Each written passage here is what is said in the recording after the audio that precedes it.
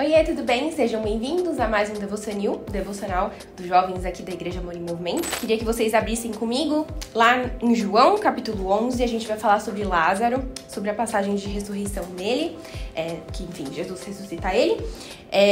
Então a gente vai começar lendo lá do versículo 3. Capítulo 1, versículo 3. Então, as irmãs de Lázaro mandaram dizer a Jesus: Senhor, aquele a quem amas está doente. Então, é importante a gente entender como, uma maneira bem inicial, uma parte importante da gente entender esse texto. Eu gosto de fazer os meus devocionais assim, de entender os sentimentos a respeito dele, e para depois eu tentar, destrinchar toda a parte de texto, de contexto histórico, a parte mais difícil. Eu acho que é mais fácil pra gente, quando a gente tá começando a fazer os nossos devocionais sozinhos, né, sem nenhum guia, sem nada, só lendo a Bíblia mesmo, a gente tentar discernir, então, os sentimentos das pessoas envolvidas no texto. No caso, Jesus, uma parte importante, ama Lázaro, a quem está doente. Então, pouco tempo depois desse versículo, Lázaro falece, né? Ele vem a morrer. Jesus, ele ainda está se demorando lá pela cidade. E demora, para poder ir até o amigo dele, até Maria, até Marta. E é a partir daí que a gente vai trabalhar. Eu acho importante a gente também colocar sobre as nossas vidas um pouco dessa lente da Bíblia, sabe? Então, da mesma forma que Jesus amava Lázaro, né? Ama Lázaro aqui nesse texto, ele fica muito comovido com o estado que ele tá doente, depois ele morre. Jesus também está comovido com a nossa vida, porque ele também é nosso amigo, né? Se a gente tá tentando viver uma vida de relacionamento íntimo com ele, é importante que a gente entenda que ele é nosso amigo, né? Ele é um amigo, um confidente, uma pessoa que nos quer muito bem, né? Que é o melhor, o mais interessado no nosso desenvolvimento, na nossa prosperidade, que a gente viva coisas maravilhosas. Então, da mesma forma, então, que Jesus era amigo de Lázaro, era amigo de Marta, era amigo de Maria, Jesus também é nosso amigo. Da mesma forma que ele se comove com a doença do amigo dele, ele também se comove com as nossas doenças, né? Com as nossas tristezas, com os nossos problemas, né? Então eu vou seguir aqui com o texto. Se a gente for, por exemplo, lá no versículo 17, ele vai falar um pouquinho mais do que acontece. Então ele fala: ao chegar, Jesus verificou que Lázaro já estava no sepulcro havia 4 dias. Betânia distava a cerca de 3 quilômetros de Jerusalém. E muitos judeus tinham ido visitar Marta e Maria para confortá-las pela perda do irmão. Quando Marta ouviu que Jesus estava chegando, foi encontrá-lo, mas Maria ficou em casa. Disse Marta a Jesus: Senhor, se estivesse aqui, meu irmão não teria morrido. Mas sei que mesmo agora Deus te dará tudo o que pedires. Disse-lhe Jesus: o seu irmão vai ressuscitar. Então a gente está no versículo 24. Marta respondeu: eu sei que ele vai ressuscitar na ressurreição do último dia.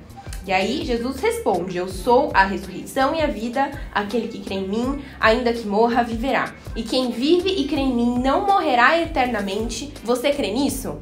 É uma parte muito importante, né? Esse versículo é extremamente citado, assim, no nosso meio cristão.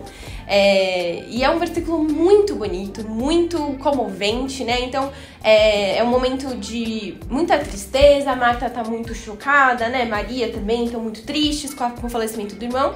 E aí, quando Jesus fala sobre ressurreição, ela fala assim: eu creio que ele vai ressuscitar, mas só lá no último dia, né? Só quando, tiver o fim dos tempos ele vai ressuscitar. E aí, Jesus, ele fala esse versículo maravilhoso, ele fala: eu sou a ressurreição e a vida. Não só ele tem o poder de trazer alguém de volta à vida, mas ele é a própria vida. Por isso que ele consegue trazer as pessoas, da maneira que elas estavam doentes, e performar esses grandes milagres e essas curas, porque ele é a vida, ele é a própria vida. Então, é uma parte extremamente importante do texto a gente entender que Jesus é a vida verdadeira, né?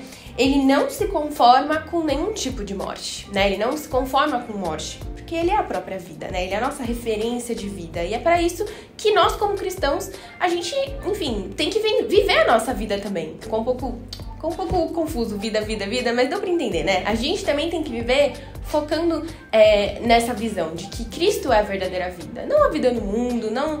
Acho que muita gente vive pensando: nossa, tô perdendo isso, tô perdendo aquilo. Mas a verdade é que se essa é de fato a verdadeira vida legítima, enfim, que a gente tem que viver só na eternidade, então a gente não tá perdendo nada, as pessoas que estão perdendo, né? E aí a gente parte pro último pedaço desse texto, que é a parte mais impactante de ressurreição, o versículo 41, a gente vai ler até o 44, e ele fala assim: então tiraram a pedra. Jesus olhou para cima e disse: Pai, eu te agradeço porque me ouviste. Eu sei que sempre me ouves, mas disse isso por causa do povo que está aqui, para que creia que tu me enviaste.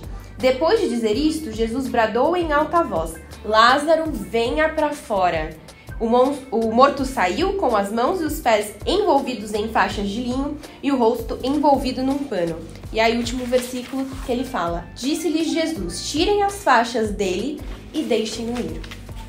Então, é um momento de vida, né? Jesus, ele ora, ele, enfim, fala com Deus, ele olha para os céus e aí ele declara: Lázaro, venha para fora. E Lázaro, então, obedece, né? Ele reconhece a voz de Jesus, a voz de vida, e ele, então, sai curado, vivo, enfim, e testemunha de que Jesus, de fato, é a vida verdadeira.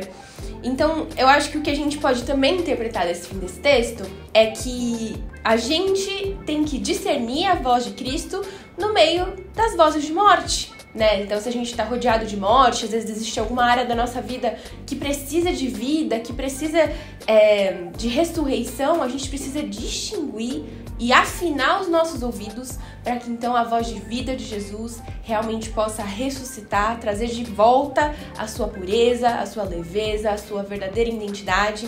Né? Isso a gente pode entender às vezes com os nossos sonhos, às vezes tem sonhos esquecidos, sonhos pra gente é um lugar de morte, de insegurança, ou então, não sei, às vezes é a nossa identidade mesmo, o nosso valor, né, a nossa confiança, nossa segurança. Existem tantas coisas dentro de nós que todos os dias tem a oportunidade de ressurreição e a gente deixa essa oportunidade passar.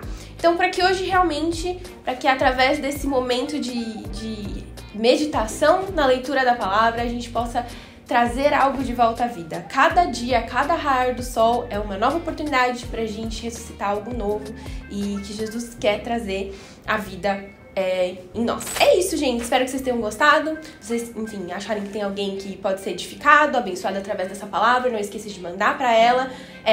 Dê um like nesse vídeo e é isso. Tchau!